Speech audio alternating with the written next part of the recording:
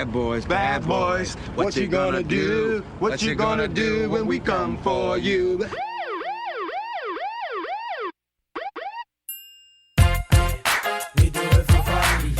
Welcome to Now Playing's Bad Boys retrospective series. You ain't with the bad guys, man. You with the cops. This is history, baby. Hosted by Arnie. What are you, some kind of action junkie? Yeah, is that what you want to call it? Stuart. Can you stay focused? What are you talking about? I'm focused. And Jacob. I get up early and I take it to the max every day. Came with, is that your ass or your mama have reindeer? I can't explain it, but damn, so glad you came here. I'm still a sucker. This is real. We got something for you. Shit could get you killed. These podcasts contain detailed plot spoilers and harsh language. Hey, talk polite in front of my little bonbon, or I'm gonna chop your balls off. Listener discretion is advised. So I want you guys to do whatever you do, whatever it takes, but do it now.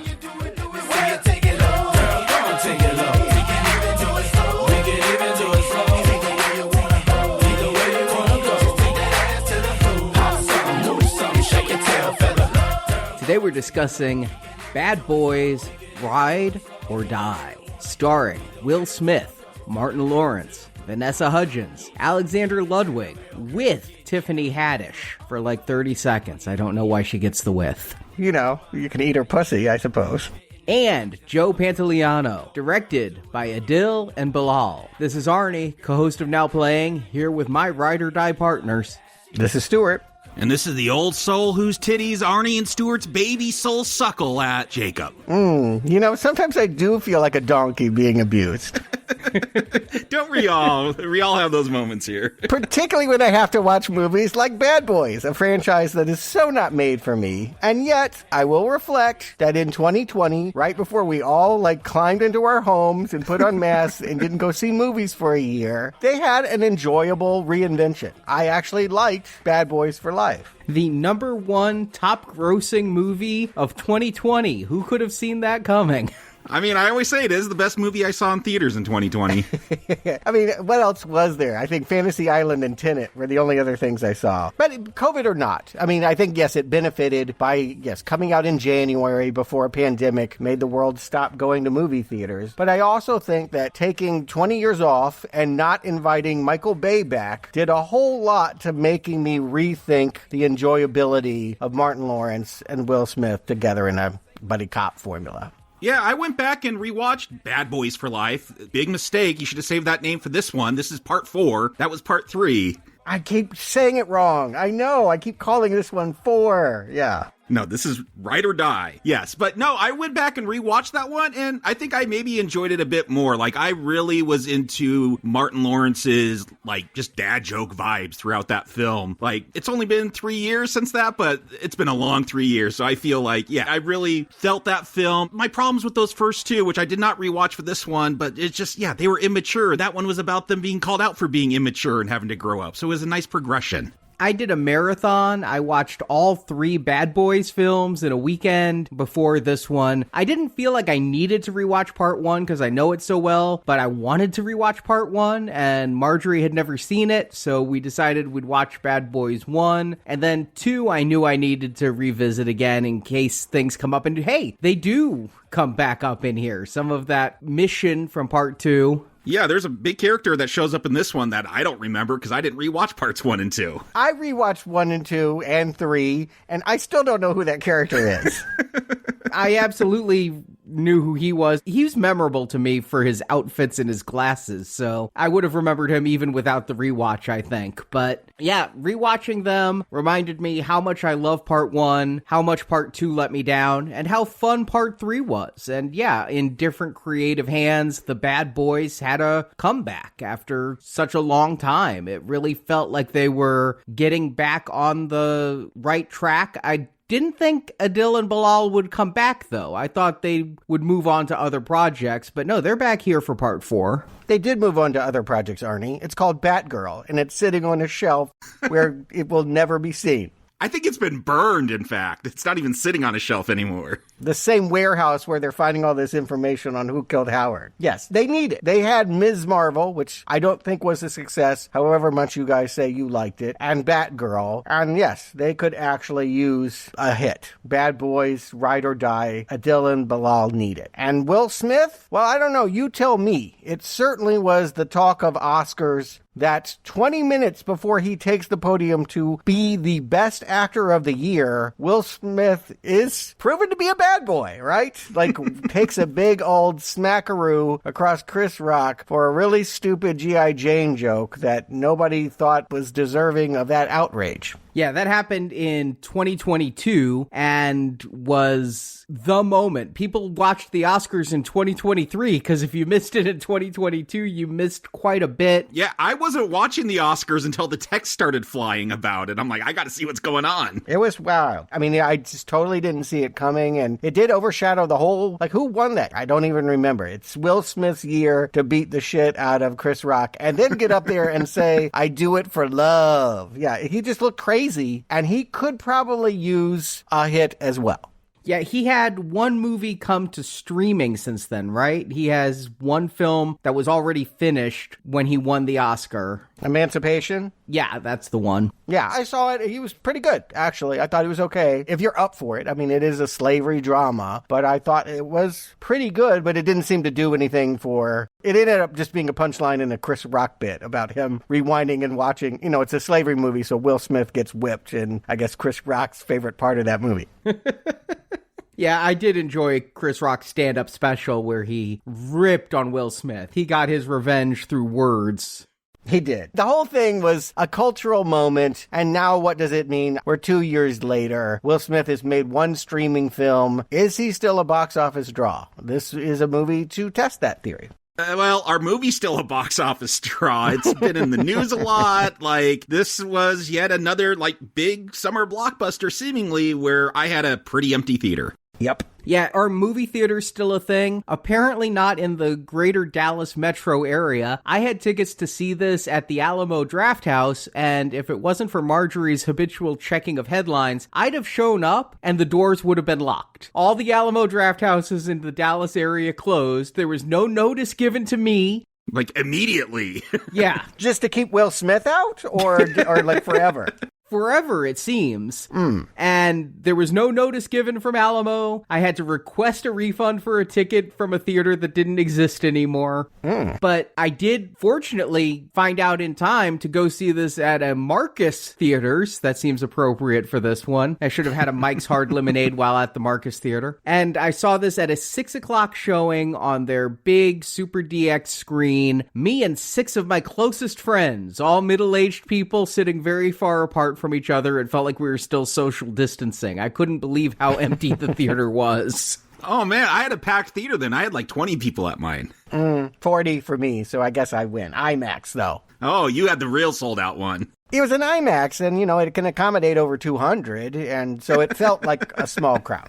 When I went back, I did see this movie twice. I went for a matinee on Friday. Now, school is out here. There should be people going to theaters. I had a private screening. It was just me and the bad boys in the DX theater for my second showing. I hear both things. One, people just aren't drawn to the movies the way that they have in previous summers. And is that the fault of the movies being offered? Or is that a generational shift? And we're just seeing that with all our great streaming options, people are staying home. That I don't know. I did think it was a little weird. I have teenagers in the house who like Mr. Beast, a very, very popular YouTuber. So when we were watching his newest video, it had a custom Bad Boys commercial where they're like, we've hacked the Mr. Beast feed. We're going to show you our trailer. And then that video has a lot of commercial breaks in it for a YouTube video. But everyone was this damn Bad Boys trailer over and over. And I'm like, my kids don't know who Will Smith is. Like, why are you advertising to Zoomers? Well, I think you answered your own question. Did it work, is my question. Did they say, can we go see this Ride or Die thing? No, they laughed. They're like, that looks incredibly stupid. Well, this movie is expected to do fairly well. We are recording this before any weekend estimates are out, but based upon the Thursday night previews, they're looking at a $40 to $50 million opening weekend domestic only on a $100 million budget. I mean, $100 million, that is extraordinarily cheap for a summer blockbuster film. And if you make half that in a weekend here, plus you've got global, where I think action films do very well, I think people are embracing the Fresh Prince. Yeah, I think Will Smith still, maybe, well, I guess we'll find out, has global appeal. I feel like that's what's going to help this one is international box office. Yeah, but just to reflect, I think that other Bad Boys one made, about $200 million. It won't come anywhere near that. No. And they can't even blame, I don't know, maybe there will be a pandemic in 3 weeks. Bird flu, yeah, it's coming. Yeah, true that. So what does it mean? Is this a reflection of our times, a reflection on Will Smith, a reflection on a franchise that is now almost 30 years old? Hard to make it seem fresh anymore. Let's find out, Arnie. What happens in Ride or Die? The Bad Boys have grown up. Mike Lowry, played by Will Smith, is now married to his physical therapist, Christine. Meanwhile, his partner, Marcus Burnett, played by Martin Lawrence, is recovering from a near-fatal heart attack. And now that he is a married man, Mike starts to have panic attacks when the tension gets high. Still, the two must ride or die when a series of wire transfers indicate the pair's beloved late Captain Howard, played by Joey Pantoliano, was corrupt and accepting payments from drug cartels. Leading this investigation is District Attorney Lockwood, played by Ian Grufford. Mr. Fantastic, 20 years later. That gray from his temples has spread to the top of his head in that 20 years. The Bad Boys know their old captain wasn't corrupt, and this is confirmed when they're texted a posthumous video from Captain Howard. He had spent many years investigating corruption in the police department and payment from cartels. He had put the files in a storage locker where Mike and Marcus could retrieve them. Mike and Marcus team up with fellow Advanced Miami Metro Operations, or AMO, members, tech expert Dorn, played by Alexander Ludwig, and weapon expert Kelly, played by Vanessa Hudgens. What happened to Charles Melton? Got too good for it, I guess. He got that DJ career off the ground that he was trying to do in the last film. Okay. Dorn retrieves the files from the locker. Meanwhile, Mike and Marcus investigate the cartel angle by going to Mike's son, Armando, who actually killed Captain Howard. Armando reveals that killing Captain Howard wasn't revenge, but actually a contracted hit. Armando doesn't know the name of the man who hired him to kill Howard, but could recognize the man's face. Mike and Marcus get Armando transferred from prison to Miami, where he can look through mugshots and identify the bad guy, but while on the transport chopper, the bad guys attack. They force the pilot to radio that Mike and Marcus are taking over the chopper to free Armando. Then the bad guys kill the pilot. Armando successfully lands the chopper, but now Mike, Marcus, and Armando are wanted fugitives. Hunting them is U.S. Marshal Judy Howard, Captain Howard's daughter, who wants to kill Armando as he's the sniper who killed her father. Mike and Marcus come to realize the head of this operation is D.A. Lockwood. But Lockwood sold the duo out, and now the bad guy James McGrath, played by Eric Dane, has taken Christine hostage, as well as Judy Howard's daughter, Callie. McGrath takes them to an abandoned alligator park where he wants to trade them for Armando and the files that implicate him. Mike and Marcus don't know who to trust other than the ammo team and their new captain, Rita Sakata, so those 5 cops, accompanied by Armando, go to attack the alligator park and rescue the hostages. A lot of action occurs, and in it, D.A. Lockwood is killed, and eventually Mike overcomes his panic attacks when he's slapped by Marcus, and Mike kills McGrath. In the aftermath, Judy has a chance to kill Armando and avenge her father, but Callie intervenes as Armando saved Callie's life. Judy allows Mike to help Armando escape by boat so he does not go back to prison, and in news voiceover, we hear that Captain Howard has been exonerated as credits roll. As we start, they always got a skit first. They want you to remember it as comedy before we get anything close to plot. And last time they were rushing to a delivery room to find out that Marcus was a grandfather. Now, maybe you can guess by the white tuxedo, but they've got some kind of ceremony, and all Marcus can think of is stopping at a 7-Eleven and having some Skittles. Yeah, this is just an extended cut of the trailer. Like, this trailer I've seen so many times. I couldn't believe it. I'm like, am I watching the trailer again? As, yeah, he goes to get Skittles. That's pretty much my impression of Bad Boys Ride or Die when I walked into the theater. I knew Marcus wanted some Skittles. It's a fun scene. It's nice to see the bad boys back in the Porsche. You know, they say Mike Lowry has a lot of money. He is upgrading his Porsche between every single film and has a new black one here. I didn't catch where they were going. I noticed they were dressed up, and Mike keeps saying that Marcus is making him late, but Marcus, he's going to stop, get Skittles, get a hot dog, get a ginger ale, and much like the scene from Bad Boys 1 where the clerk thinks that Mike and Marcus are going to rob them. Here, a guy just comes in to rob the convenience store while Marcus is checking out. And yeah, it's the trailer scene right from the beginning. I will say this. I do feel like I was worried. I even made the prediction. Martin Lawrence was not looking as good as Will Smith last time. And now that Will Smith had a young, hunky son, it almost felt like they were saying, we got a new bad boy. We don't need you anymore. This scene reestablishes, and I would even say, over Will Smith. Never forget that the first Bad Boys movie was Martin Lawrence billed over Will Smith. I feel like this is his movie, and he's pretty funny here. I laughed when he says, are the hot dogs fresh? And the clerk is like, I put them on yesterday. I was like, okay, Martin, this feels like you got your chops back. I noticed he had an executive producer credit. Maybe Will Smith did too, and I just missed it. And I think they even toy with having Martin become the Marcus character in this. Like, it's almost a body switch movie at one point. Look, I'm glad Marcus is making me laugh, because if I'm not laughing, I'm not going to be having a good time in a Bad Boys film, I don't think. Yeah, I agree. I did look at the producer credits. Martin is a executive producer, whereas Will Smith was listed just as producer. So I think a bit more hands-on. Oh, okay. So he had to do some work. Yeah, exactly. And Will Smith needs this more. I mean, can't we all just admit, like, he was the bigger star when they made that third movie. He didn't necessarily need to do that movie. Now he needs to do this movie to prove something. I don't feel like this is his movie. Even though we're rushing off to his wedding, I don't feel like he'll ever establish chemistry with this Christine. I think his storyline about panic attacks is way underserved and overshadowed by the near-death experience of Martin Lawrence. Like, they're both going to have health problems. I'm paying attention to Martin in that situation, and Will Smith just doesn't star in this movie. The other thing that's going to grab my attention with this opening, and this is going to be a theme throughout, is like, let's just do weird camera shots. Like, this guy's going to come in to rob this convenience store, and we're going to go like first-person shooter point of view at times as he's holding that gun out. Yeah, Adil and Bilal love to do crazy camera work. There's an ad going around on Facebook that actually shows from the end shootout a camera that's mounted on Will Smith, and Will Smith has to slap the camera to make it 180 to him, and then slap it again to 180 to a first-person shooter point of view. Built just for him if it requires slaps.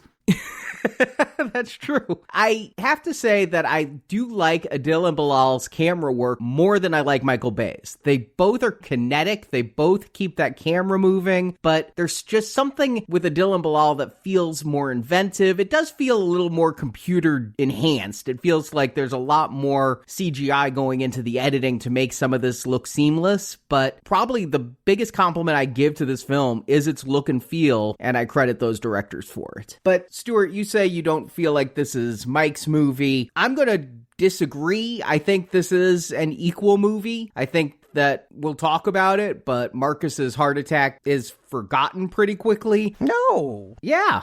The whole movie is about him responding to that. Yes. We'll talk about it as we go through. I think it's played for comedy in lulls of the movie. Yes, this movie is a lull, and it becomes Martin's movie because of it.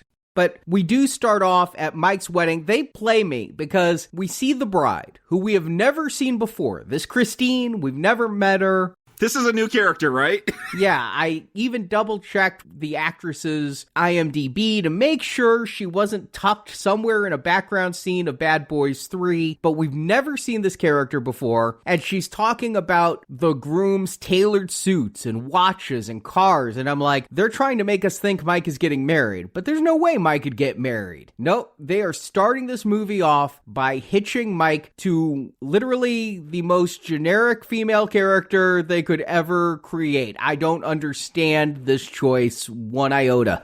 And then not make him a part of the story. Yeah, I agree. It's the physical therapy nurse, and she just sinks away from the story until the climax. Again, I think they wanted to do a body switch movie here where Marcus becomes the tough guy. And again, they do these glimpses. I feel like Mike is, he's got a wife now, so maybe he's not as brave, but that never really becomes the film. That just hints at that. But yeah, this wife just goes away very quickly and just comes back at the end to be, a damsel in distress.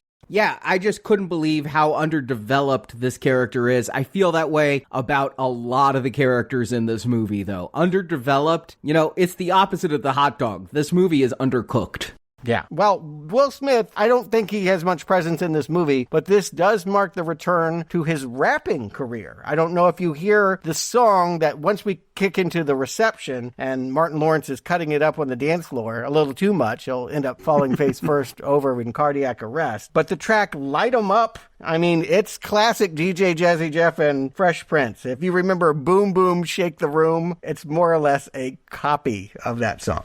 I remember Boom Shake Shake Shake the Room. I didn't catch it this time in there. I stayed for the credits the first time in case there was a bonus scene or something, but there were a lot of songs in this movie and I couldn't catch all of the names that scrolled past really fast. But, a wedding scene is always a chance to bring characters together. We're going to be introduced to absolutely everybody at the beginning, including that D.A. Lockwood. Like you mentioned, Mr. Fantastic from the two Tim Story Fantastic Four films, and he is dating Rita, who is now the new captain of Marcus and Mike. And the moment that Mike is talking to him and saying, should we call you Mr. Mayor? And he's talking about his political ambitions. I'm like, well, I know nothing about this, but he's the bad guy if he wants to be mayor. Yes. I'm right there with you. Yeah, I mean, anytime you're going to introduce the new boyfriend to the girl that was Will Smith's love interest last movie, why do we even need to pay attention to that? Well, obviously because he has a role in the whole behind-the-scenes plot. But it is hilarious to me, in a meta way, how much time they spend with him, like, lurking in the background as if we do not know that he's behind pulling the levers. It's so weird. He is always wherever Rita is. I'm like, this seems very bizarre. Like, this is not how a DA works. No, yeah, they shouldn't be joined at the hip. I agree with you. And we also have this very clumsy... So, Captain Howard, I thought, I saw his name in the credits. I was like, did they not shoot him? Are they going to, retcon that he, got snipered in the last movie? No, they have, a giant cardboard cutout of him... Yes! ...in the, wedding reception so that we know. I'm sure some wedding has done that, but it seems odd. I've never been to a wedding like that had a big old picture of a dead person. It's for the audience, really. Just to remind you who this guy is so that when we meet his daughter, who's a U.S. Marshal, Judy and Callie, you wouldn't notice them otherwise, but this is how they're trying to draw attention to players that are going to become quote-unquote important in the second act. More important than the bride, I'll give them that. Judy and Callie have more to do, but not much more. And yes, as you've said, this is where Marcus is going to have his heart attack, and again, an interesting visual way of representing it. He falls forward onto the floor, and it's shown as diving underwater, and he gets to see people defibrillating him as if from underwater, and then we're going to have that old hoary trope of meeting the dead person. It reminded me of Black Panther, because it's under a tree, the way Black Panther met his father in the afterlife by that tree. That was my note as well. And again, why are you doing this in a Bad Boys film? But at least you're doing something artsy. You're doing something different. I would not expect a weird near-death, underwater sequence. So sure, why not go with it if you can make it look cool? Yeah, I did not expect, I'll just put it bluntly, that Martin Lawrence would be taking over the movie. This is going to be about his vision quest and talking to Howard, who died in the last movie. They told us this was about young people. They brought in a whole crew of young people. They gave Will Smith a son that was going to partner with him on a new adventure. And this movie, shit, AMC ought to put out a adult diaper and not a popcorn bucket for this. This thing is old. Yeah, they do drop a line, Rita does, about Mike getting married, and he says, I have some growing up to do, and she mentions he was 50 when they dated. Yes. So that puts him, he's getting all of those AARP letters in the mail. He's getting close. Here's the thing, though, Stuart.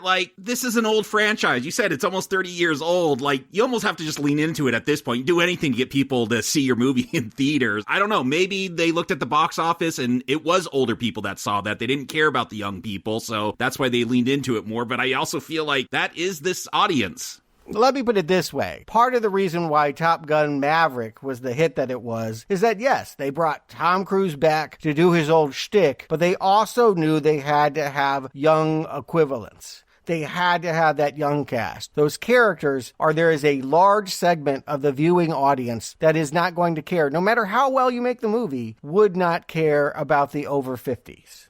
And this movie is all about the over 50s. But Captain Howard is just going to say, it's not your time. And he whispers something to him mysteriously. Oh, yeah. I just want a drinking game where every time a cliche is said by one of the characters, you take a shot, because I could have used some alcohol during this film. I think we all could have, yes. I mean, I feel like that's going to apply to this entire franchise, though. That's not just this film's fault. Here's what I would say, though, and what feels different. I've already kind of called it out, is that previously, and some of it was they were younger, there was a vitality to the action. You say Adil and Bilal are moving the camera around, maybe, but it does not feel like a lively action explosive. You say this movie's cheap, $100 million. I feel it. I feel it in the number of explosions. I feel it in the number of extras. I feel it in the lack of giant action scenes. Say what you will about Michael Bay, that second movie, hell, that first movie was wall to wall. And this movie is a sitcom that sometimes thinks it should dodder over and get in the car. I guess I'm an over 50 because this formula is working for me. I'm laughing at Martin when he's talking about his ass being out as he goes to the roof of the hospital. And then, yeah, when we do get those action, I agree. There's a handful of action scenes. They take too long to get there. But when we get them, I'm like, yeah, these are sufficient. They're working. There's a lot in this movie, in my estimation. When I checked my watch the first time I watched it, because I'm like, we must be reaching the climax, and we were only an hour into the movie, I was like, I can't believe they shoved all that they did into the first hour. Yeah, there's a lot of setup, a lot of characters, a lot to do. I would not say that this is jam-packed with action. I feel like there's maybe only 3 sequences that are big. And in many cases, again, count the extras. I was laughing sometimes when the U.S. Marshals were supposed to be chasing them with 3 people. I think they had them run past the camera and then circle around and run past again. Here's the thing, this is the future of action films, because no one's going to see movies, they are not going to have budget, so get used to 3 gang members chasing you and a couple U.S. Marshals. It feels like TV. Hey, I remember growing up when a $5 million movie could excite me, and it was that kind of trickery being used. So give me a good movie on whatever budget. I'm not going to complain about the number of background extras as long as I'm entertained. And I am enjoying seeing these two guys again, even if I did just binge watch the first 3. Their chemistry is still working very well on screen when they're on top of that hospital. I'm chuckling. My audience of 6 is chuckling. We're having a good enough time. And then, of course, we're going to get the beginning of Marcus's wisdom from beyond when he's going to say, a storm is coming. You're going to have to make a choice. Just know you're good. Yeah, too late. He already did, and he picked Jada over his career. So that's why he's in this damn movie. And then we're going to go to a character almost as undeveloped as Christine, the wife, as we meet James McGrath, our bad guy in this film, and he's bad because he's bad. He got a really bad manicure. It changed him.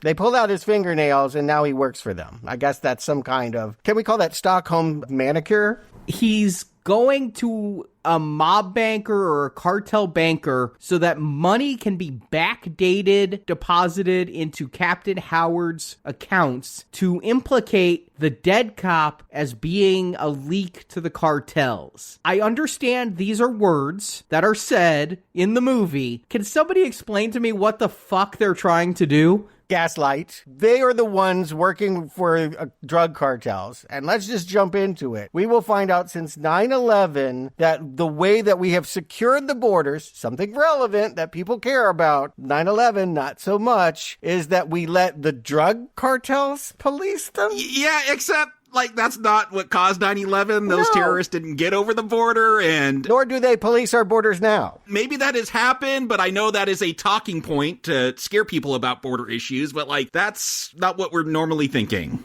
Well, no, what they say is that the cartels have been allowed to get drugs into the country, and in exchange, the cartels give the police and FBI agents information about terrorist activities. Not that terrorists are coming over the border, but that cartels are wired into the terrorist activities. Why would the cartel know about it if they're not coming over the border? Yeah, let's just stop there. You could try to further explain, or you could just recognize how ludicrous this movie is. Yes, and how thin the storyline is. I mean, again, though, is this more ludicrous than the previous 3 Bad Boy films? Like the last one, they fought a witch. Yeah, it is.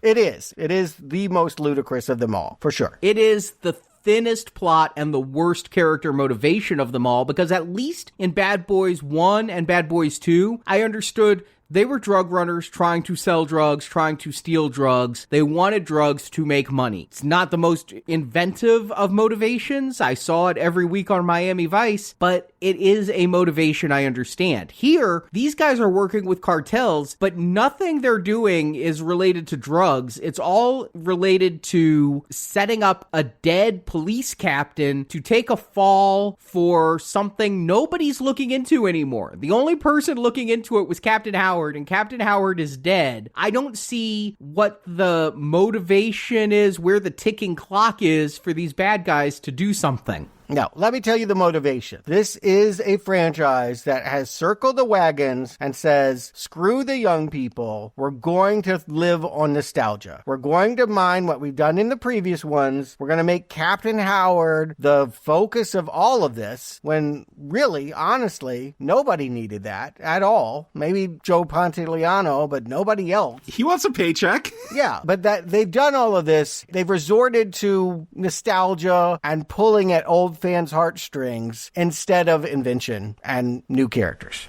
I guess I'll ask Arnie to verify that, because I have so little investment in this franchise. If I'm laughing and the action's decent, like I'm like, okay, I'm having a good time then. Yeah, the fact that Captain Howard's back, I don't see that as nostalgia. It's a character I recognize from the previous ones, but I don't care either way. Am I laughing? Martin, make me laugh. Talk about souls not having dicks. That's all I care about in this film. But does this feel like nostalgia to you, Arnie? Because you feel like you're more invested in Bad Boys. No, not necessarily. I wouldn't say nostalgia. My thing was this feels very linked to part 3. It's the most sequel-y of them all because we're going to have the returning sub-characters and everything. It feels like just a few weeks have passed between part 3 and now, although apparently this relationship with the physical therapist came from somewhere. But I'm not seeing this as treading on nostalgia. I'm also not seeing it as blazing new territory, though. They're treading familiar water. Ammo is barely in this. Armando is barely in this. This is a movie about Martin Lawrence moonwalking through traffic and saying, I can't die. Yeah, but does Armando do anything better than Martin Lawrence moonwalking through traffic? What does Armando do in here that you wish he was more in the film? I think that you need young characters. The way that they worked in the last movie is they helped check old bad boy ethics who did policing the old way that we now very much frown upon. And these kids can get on computers and figure out things that used to take legwork, and they were more fun. They made our leads better. And in this one, they're superfluous because all we're doing is watching old men gripe and complain and make comedy out of their old problems. I mean, I agree with you. That's why I like 3 so much, is because these 2 cocky guys that I didn't find, very funny previously or like their tactics, like they were checked. Here, I do feel like Martin, again, he's kind of the Mike character now because of that near-death experience. And so I feel like he's kind of satirizing Mike's extreme tactics. And so because they're poking fun at the stuff I didn't like, it feels like a similar thing to me. It's still a critique. Here's my thing is it feels to me like this movie is pretty plot driven. Most of the scenes are going to be dealing with this bad guy and trying to clear Captain Howard's name and the machinations they'll be going through. But then, like I said, there's these lulls where we're just going to have comedy inserted. And yes, it could be excerpts from Will Smith's Fresh Prince show or Martin's Martin. There's these comedy scenes like when Martin gets out of the hospital, goes home, finds out that his snacks are gone, blames Reggie for eating the snacks. Reggie is there. There's so much product placement in this. Reggie's eating some Cool Ranch Doritos and now he's a vegetarian. Did you guys notice? It caught me off guard. They replaced Teresa, Marcus's wife. It's a new actress in this one. No. I felt the difference. Well, I don't know why she didn't come back. Maybe she has skin in the game with Chris Rock and the slap, didn't want to work with him. Maybe she just doesn't want to do it for whatever reason, but it doesn't really matter because that character has never mattered. Yeah. I noticed because it is played by a different actress, but I didn't feel a loss at not having Teresa Randall. But Stuart, you said that Marcus's heart attack matters in this movie. Well, we're told right here that Marcus needs to change his life. He's not to have any salt, no sugar, no fat, no stress, no loud noises, no exertion. Nothing is going to matter. He's never going to have so much as a palpitation for the rest of this film. Because he can't die. Yeah, you and I are seeing the same movie, but your emphasis is entirely on the opposite. I am telling you this is a movie about Martin Lawrence running away from salads and grabbing Skittles and shoving it down his face, and you're telling me that this is about plot. I don't see that the plot matters at all. What I do see is what matters as far as entertainment value is mugging, comedic mugging, and it's Lawrence and not Smith who is carrying the heavy burden of it. He's funnier and he has more screen time. I mean, I will say, I don't want to defend Will Smith, but he is more or less playing a straight man here. He has a weird moment. So while Martin is doing all of that, he goes off with his new wife, brings her home to his, fantastic palace of a house. They have sex, and then this is the only dramatic moment, but he has this talk with God where he's like, you've taken everything from me. I'm like, really? Like Captain Howard. Okay, and my son's in jail. Okay, and now you're going to take my wife, and I'm going to have panic attacks every time I think about my wife or something. It's so bad, and I feel bad for him. This is the best actor of 2022, and these are his monologues. This is his dramatic work. This is not a movie you make after you win that statue, and you would think, usually you can spot it. When somebody makes a movie after they win a statue, it's about them, and they have downplayed Smith shockingly. And honestly, in the last film, I felt that Marcus got downplayed. So I do feel like this is one for you, one for me type of thing, where Martin does get more screen time here and more focus than he did in the last film. But hey, these are the bad boys. It's always been about the two of them investigating a case. And so the next day, and they just are streaming a news conference that Captain Howard is dirty, and that's how Mike's going to find out. Yeah. Again, if Will Smith does anything in this movie is he gets angry. He walks into a boardroom and just starts shouting at people. Again, you worry that someone's going to get slapped. And there is this guy named Grice or something like that. You want him to get slapped. They have this villainous bureaucrat. Is that the FBI chief? Yeah, it's Grice, yeah. I thought it was Price for a while, so yeah, Grice. Yeah. And then even more amusing, Captain Howard's daughter comes in. You think she'd be upset about this, but in front of tons of witnesses, she's like, turning to Mike and saying, if I ever see your bastard son, I'm going to kill him point blank. I'm like, how do you have a job? It's amazing. And why did you go to Mike's wedding and were so kind at Mike's wedding? Yes. And now, all of a sudden, when Mike is saying to her, we will clear your father's name, she's like, my father would still be alive if it weren't for your bastard son. You were just at his wedding. What happened? Yeah, foolishness. Foolish setups. I will say, when Judy, played by Ray Seahorn, if you watched Better Call Saul, she was amazing, twice nominated for an Emmy. Like, I got real excited because I'm like, oh, she was great on that show. She could really bring some dramatic chops. And I guess, people just need paychecks. I don't blame them. I need paychecks too. Yeah, this was my biggest disappointment just because her role as Kim Wexler on that show is so amazing. Wow, if I was a fan of hers, I'd be really disappointed too, because her performance here is cardboard. She's not given much on the page. I mean, maybe she's only as good as the written material, but she's not given much to do. But what she does stereotypically. Yeah, it's not Tommy Lee Jones. She will be given the Find the Fugitives formula that kicks in, at the halfway mark, but it is not a scene stealer role. And again, new characters, you could have made it that way. I mean, it could have been cast and made for a more youth-oriented audience. And we get these intercuts throughout this to McGrath, and most of the focus seems to be on this hacker he has working for him, going for all of these files. She is so functional, it was making me think of the hacker from Madam Web, because I don't know that this character ever gets a comeuppance either.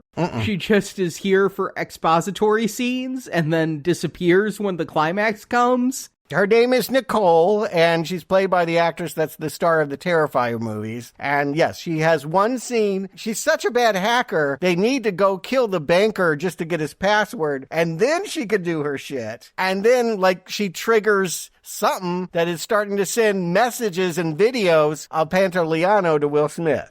Yeah, on a personal laptop, which, I think that's, the easiest thing. Password 123, that's my guess to get into there. They tried this in Scream 3. Jamie Kennedy had died in Scream 2, and he still was taping. They wanted him in the movie. And it's, again, nostalgia. We want Pantoliano here. This is about the old crew and tying back to things that happen in other movies. We'll get shout-outs to other characters from the saga. And, yes, why we would need long videos of him doing not very funny monologues, I don't know. Yeah, I love Joey Pants as an actor, and he's given so little to do in Bad Boys 4. And they should, because he's dead. Don't give him anything. I was actually shocked how much he shows up in this. I thought it was going to be one phone message and that's it. He's not underserved. This movie is giving him the floor. He gets more scenes than Will Smith. He's better than Will Smith, so I don't mind. And yes, he's got this video. The Coke bottle giant is the key. Why doesn't Howard just give all the information in the first text message? He's like, we have to prove you're you. It makes no sense. This entire plot hurts my head. On the second viewing, I want to slap the screenwriter. Yeah, I mean, just to boil it down, if these are his best cops, why he didn't have them investigate 9 years ago when he got wind of this? We're told, well, he gave it to 2 other cops and they got killed, so he protected Mike and Marcus. But that's, come on, man. Bad. I mean, there is implausible, silly, we're just Shaggy Dog story. I'm used to buddy cop formula where the mystery isn't so important and we're just watching people run from scene to scene and be funny. But this is very, very bad plot. It's not even working enough to justify why we need to go to an art gallery that looks more like a Nickelodeon game show. I will never know. Yeah, I thought we were going to get more of the Shaggy Dog thing, going from location to location to figure out where the video is. But Coke Bottle Giant, why, is that a reference in 1 and 2 that I didn't rewatch? Who is this guy? He's a basketball player that they gave a cameo to. Yes, John Sally. Who was his character? In the first movie, he was a prisoner who Mike and Marcus had gotten locked up, but they needed a favor for him to hack a computer, so they pulled him out of the jail cell and brought him into the police office to do some hacking. And then he's used a lot more for hacking in part 2, and he wasn't in part 3. So now I guess he's out of jail and become an artiste of digital art, and he's going to mug for the camera, and he also won't speak clearly to Mike and Marcus. But this is, going to the art show where we get Marcus walking backwards in the traffic and just slowing this movie down. I'm making this movie better, in my opinion. Well, you get a Michael Bay cameo. He almost hits Mike with his Porsche. Michael Bay is known for his love of cars. You're not seeing the nostalgia. You're not seeing we got to bring in the original director. We got to bring everybody back. Is this sweaty joke that they just keep thrusting in front of the camera? No, now I disagree with you. Even though I have no investment in this franchise, like, I don't think that's a nostalgia trip. That is a joke. Like, it even took me a second. I'm like, who is this guy? I'm like, oh, that was Michael Bay because he made those. Like, I don't know how many in the audience even figured out that was Michael Bay. I agree. It's a nothing joke, but why are they doing it? Which means it's not nostalgia. No, I don't follow that logic. It's nostalgia because they're bringing everyone that has ever mattered. Why didn't they bring back Tia Leona? Is she just too busy, too good for it? Like, that character I would have recognized from the first movie. But to have, this basketball player in the funny glasses talking about all of this wild art and being called Coke Bottle Giant, it's meaningless and certainly not funny. And again, suddenly the room is filled with jelly beans and like it feels like slime or something that is spurting out of things. Like, it just feels like a kid's show at this point. A kid's show with a headshot because the bad guy is there and uses, I guess, a digital scope to not even be looking at Fletcher, but get a perfect headshot. What is the rating for this movie? It is rated R. There's a lot of fucks. Yeah. Really? Huh. It felt so PG-13. I thought it was a middle-of-the-road R. There are some blood spurts, but not a ton. When Fletcher gets shot in the head, there is a little bit of splatter out the back, but, it's not a soft R, but it's not a hard R either. And I just gotta say, Marcus's jokes land. Like, he gets that black jelly bean. No way. No matter how much he wants sugar, I agree. Black jelly beans, no good. Give me another one. Give me some of that fruit punch or whatever he's drinking. Yeah, I agree. Playing Barry White as the jelly beans fall all around him. Can't get enough of your love, baby. And then he's lapping up fruit punch like a dog. And this gives him a sugar rush because he can't die and now has sugar. I guess like Popeye to spinach, Marcus is to sugar. He's going to stand up and just start shooting everybody.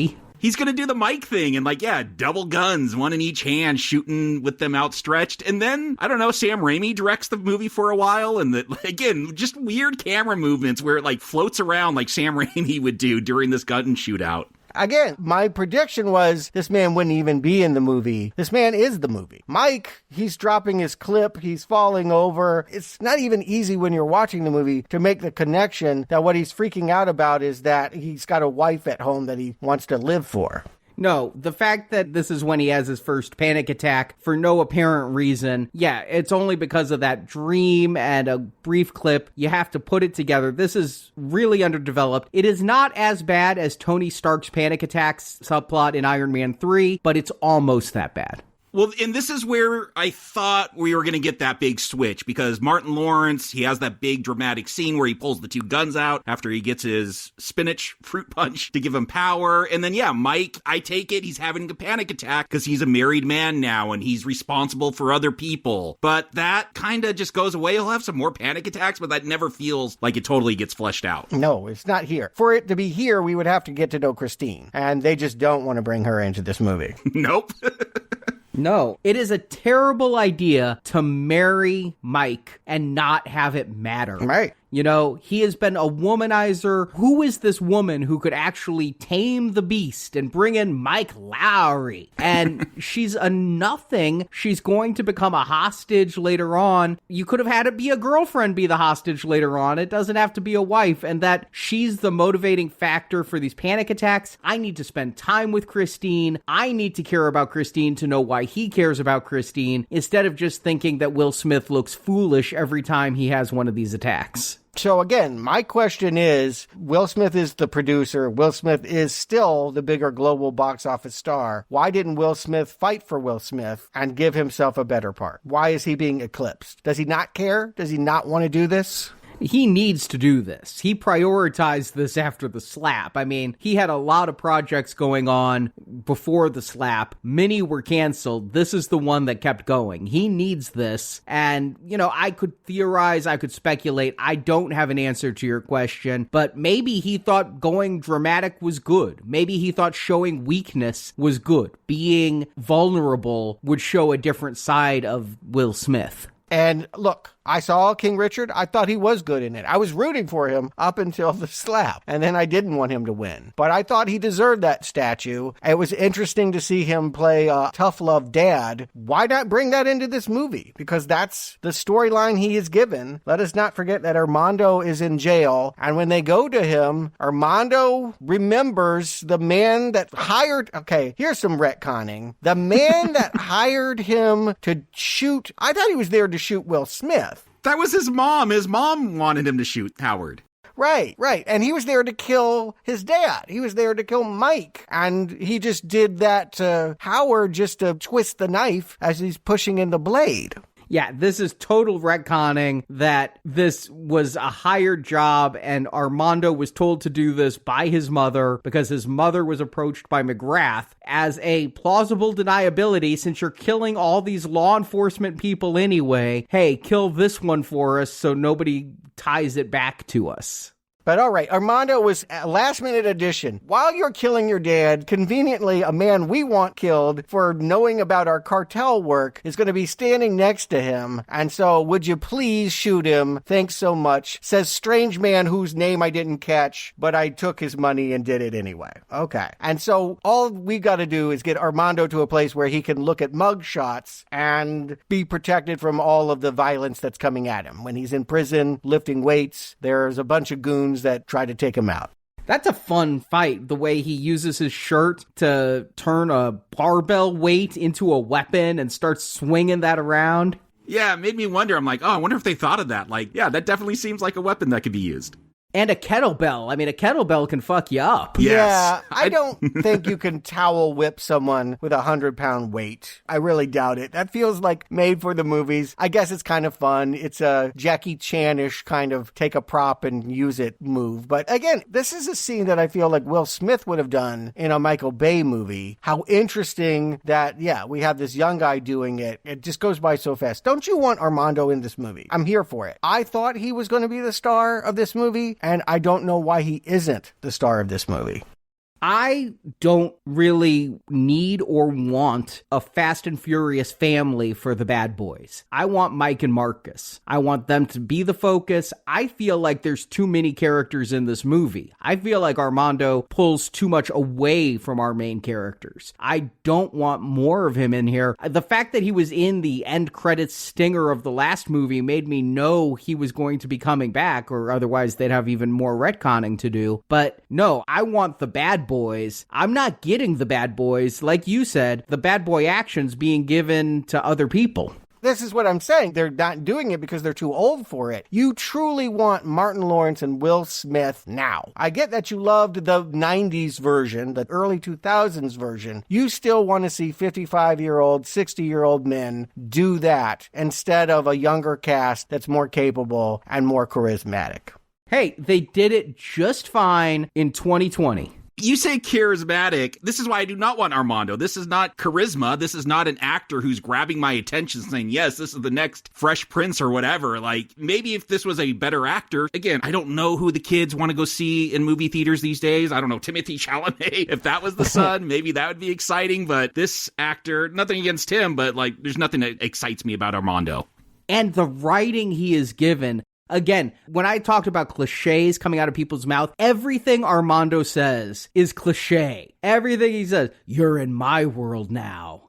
You know, things like that just, if you write them down as a screenwriter in the 21st century, you should then backspace and delete. Screenwriting software should have cliche finders that would let you know that this is an overused phrase, and it would squiggly line all of Armando's dialogue. Yeah, I think that's the problem, Jacob, for me, is I agree this is not a winning performance. What I'm saying is I wanted the character that was set up last movie to take the mantle, and I think this actor probably could have done that if allowed. This writing, you know, being stuck on a box on a plane certainly is a great showcase. And too bad for Armando that he's only good for taking off his shirt and beating up people, but he will not get to be one of the bad boys. And I just thought that was the obvious place to go with him. No, and also not bad boys are the ammo team. Like you mentioned, one is missing, but we do have Dorn and Kelly here. Vanessa Hudgens, again, third build. Will Smith,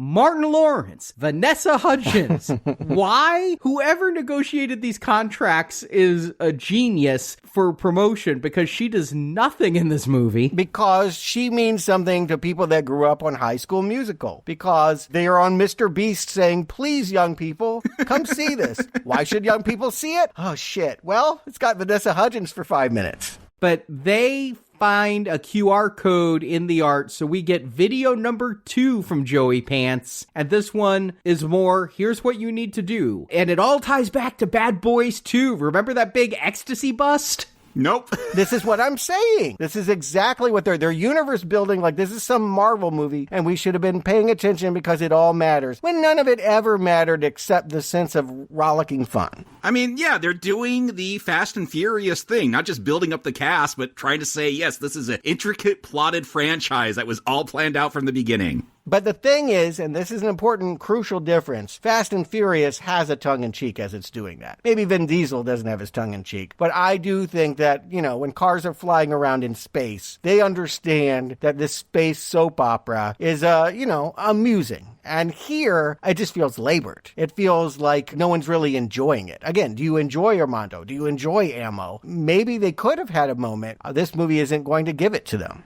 I feel like Dorn and Kelly could have had some scenes together that would have been enjoyable. They're given just enough to annoy me in this movie. I'm like, either give them a focus or don't take the focus away from the bad boys at all. Mm-hmm. Agreed. Yeah, they're given stuff to do, but whenever you want the moment, it's going to be Martin Lawrence, talking about how he owned Mike as a donkey. And again, that's working on me. Maybe because I'm an old dad, that's why it's working. Maybe because it's funny. I don't know, but those are the moments I'm waiting for because they work the best. So I guess to your point, Stuart, yeah, to appeal to young people, this movie is failing. Yeah, it did a great balancing act last time that it is not approaching. And I am feeling, as we are hitting the midpoint of this movie, that it truly is ride or die time. This movie needs to show me something because it's been all over the place, and it is kind of a shambles.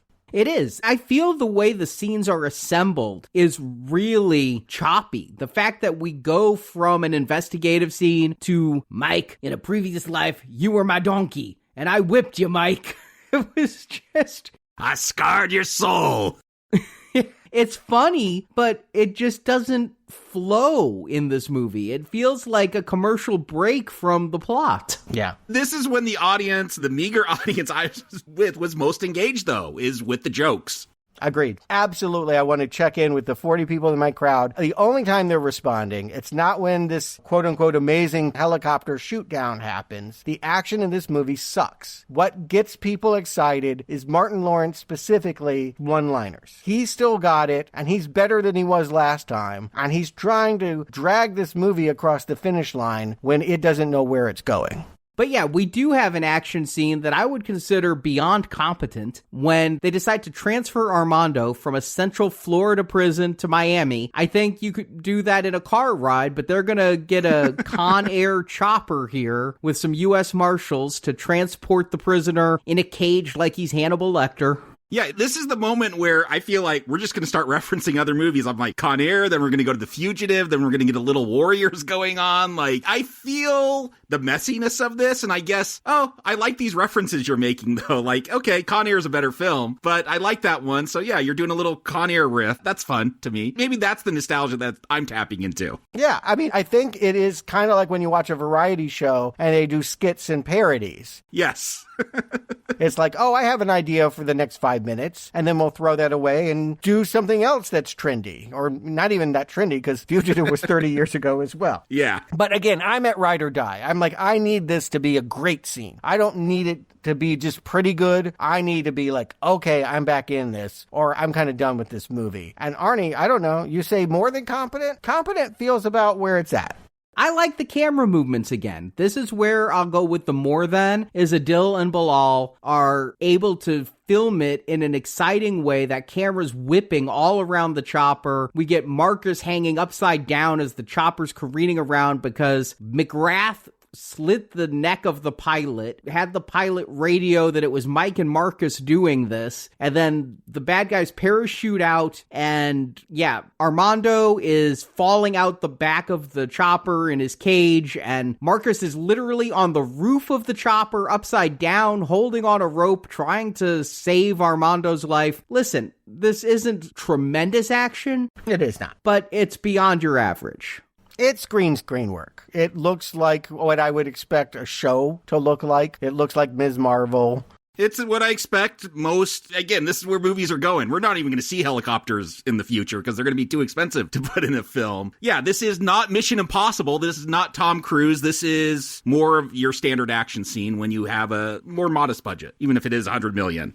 You're telling me you don't miss the $50 million in pyrotechnics that would have been here at any other time? I don't know. This thing blows up. I don't know what $50 million more in pyrotechnics would have done to the explosion. I'm enjoying the fights for what they are, and I'm not really wishing for more explosions at this point in the film. Now, later on, the climax of this film is going to be paltry. I'm going to feel it when we get to the final climax. But here, we're just at the 1 hour mark, and midpoint action scene. I think this is pretty decent. It's just a little too chaotic for me. The camera's moving too much. I have trouble figuring out where everybody is, but Armando, this made me laugh. I don't know if it's supposed to be a joke. Marcus asks Armando, "Where did you learn to fly?" And Armando's like, "I'm a drug dealer. That's all you need?" I was wondering that too, because I'm like, that dude just got in the seat and is flying now. How? Like, is this the Matrix? Did he jack in and get those instructions downloaded? But no, I don't think a guy selling like pot down at the corner like knows how to fly. He's a drug dealer. No, yeah, he's like a drug dealer like in Scarface when they, throw the guy out of the chopper in a noose. But that's why he knows. Maybe it's kind of funny. I don't know. Again, Armando for me is one of the many lost opportunities. Armando should have been developed. This is a one-liner when it should have been a character. Yeah, I mean, they're gonna crash, and he's just one-dimensional as well as one line. I mean, he has no love for Mike. When Mike went to him initially to get information about Captain Howard, he's like, how much time will this get me off my sentence? I mean, Mike is reaching out, trying to connect with his son, and Armando wants none of it. Now, I could take that character arc for him in this movie, but it's so flatly acted that I don't go with him on this journey. And, when they land, take a shot, because Armando's going to just be like, there is no us. Yeah, but Will Smith isn't very good either. And again, he just won an Oscar for being in a tough family drama. And so why can't he pull these scenes off? Why can't he make his young cast member better? Because he is the best actor to be doing this kind of work. And it's because I feel like Will Smith is checked out. We have, again, Martin Lawrence being Marcus Winfrey, trying to do all of this. And I mean, he's the funny one when they wind up trying to steal clothes from a redneck. This is the thing I remember from the trailer. This was in the trailer as well, yeah. Oh, yeah. The only thing I remember about the trailer is this extended bit with them putting on a Reba McEntire shirt and then trying to think of what one of her songs might be, which I admit, I can't either. I can name one of her songs, Bad Boys, because she actually sang it. Is that her? That's what I read online. I looked it up online, and yes, Reba did a cover of Inner Circle's Bad Boys as they drove away from the scene. Yes, when that comes in and it's a female voice, I'm like, I bet that's Reba. They had to have got her. Okay, I didn't put that together, but of course I noticed the honky-tonk version, and I guess, it's a redneck joke. So, it is what it is. It's a skit, and it is Martin Lawrence that is stealing the scene. I think the two play off each other well. Having just rewatched the first three, I'm not noticing Will Smith being appreciably different in this movie than the other films. And when I think of that scene, I think of the two playing off each other, trying to come up with a Reba song and doing all of that together. Marcus isn't a one-man show here. Yeah, but Will Smith's role was to be sex appeal and to be the tough guy. He was less of the funny one, and maybe he's quote-unquote just as funny in his bickering here. Again, this is his scenes, and we have more than two of them, of him trying to reach out to his son and say, I'm sorry, and try to repair this relationship. They go nowhere. I'll agree with you here, Stuart. I do think he's better acting off of Martin Lawrence than he is ever acting off of Armando. And I haven't seen King Richard. And again, I know he's done dramatic stuff. That's not the Will Smith I know. So that stuff, kind of falls flat. But he seems very comfortable when he's with Martin Lawrence. Yeah, I'm not dinging him for that. He knows how to get through the skit. He is not bringing anything to this character. This is a character that is trying to reconnect with a long-lost son and be newly married and suffering through panic attacks. And all of that is a joke. It is, but I'm going to blame the writing of this terribly. They needed to slow down and focus Mike's character more. There's just too much for him to do, and it's all underserved. The panic attacks, the marriage, the reconnecting with the son. Do one of those things and do it well. Don't try to juggle all three of those balls and let them fall. Well, when balls are falling, I guess you go to Tiffany Haddish, because people usually love her. She's usually good for one scene in a movie. She usually has one good laugh, and she gets me here when we go to the Dayglow strip club, and she's like negotiating, yeah, I'll give you new clothes, yeah, I'll give you a phone, but you have to eat my pussy. Wow. She's like, yeah, I'll give that to you, but you got to give me something. I leaned over to my wife. I'm like, eat that pussy. And then she says, eat that pussy. Like, it's Tiffany Haddish.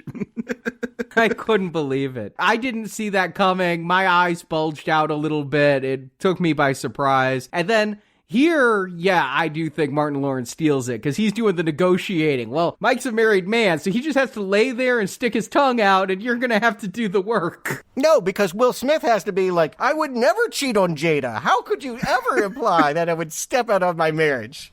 Meanwhile, Jada's running around with Martin Lawrence's son's friend or something. Exactly. And yeah, again, I would really love to know what's going on in Smith's head, because he has all the power in the world to make this movie all about him. And at every given turn, he's sitting back with his arms folded, looking grumpy and being like, I want to do this. You know something else I don't want to do? The Black Eyed Peas. What is this garbage remake of Genesis's Tonight, Tonight, Tonight? I didn't even realize it was them. I realized it was some dance remix, and I know that's kind of the in thing to do. There was just a new version of What Is Love that came around. I know they're bringing back old hits with new beats, but it wasn't until the end credits that I realized this is the Black Eyed Peas. I hadn't thought about them since Fergie left. I didn't know they were still a thing. They're not still a thing, but DJ Khaled is. He's coming back into the movie at this point. This is when we find out that everyone is betraying Mike and Marcus because there was a bounty put out on them that McGrath has said, he's mad that they survived the chopper crash, and so he's going to pay anyone that could get to these guys $5 million.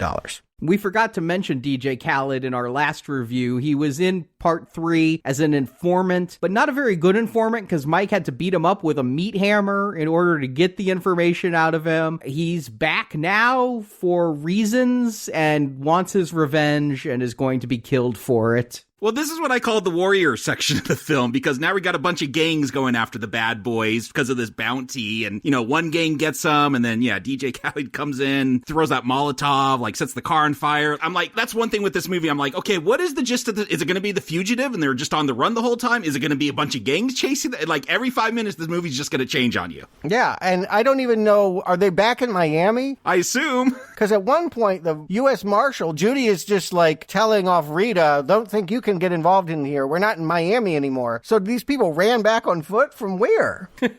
Yeah, I don't know how Judy got there so fast or how much time has passed. I mean, Armando did steal a truck from the Rednecks, and so they've been on the road. True. For, I guess, a full day, because it was nighttime when they were camping. It was the next morning when they hit the Redneck place, and it's nighttime again. So I guess in that time, Judy could get back to Miami easily enough. She's a U.S. Marshal. She's got a helicopter or something. They're throwing these Molotov cocktails at the bad boys' van that they're stealing. I didn't know windshield washer fluid was flammable. This is a PSA. I had to look that up. It is.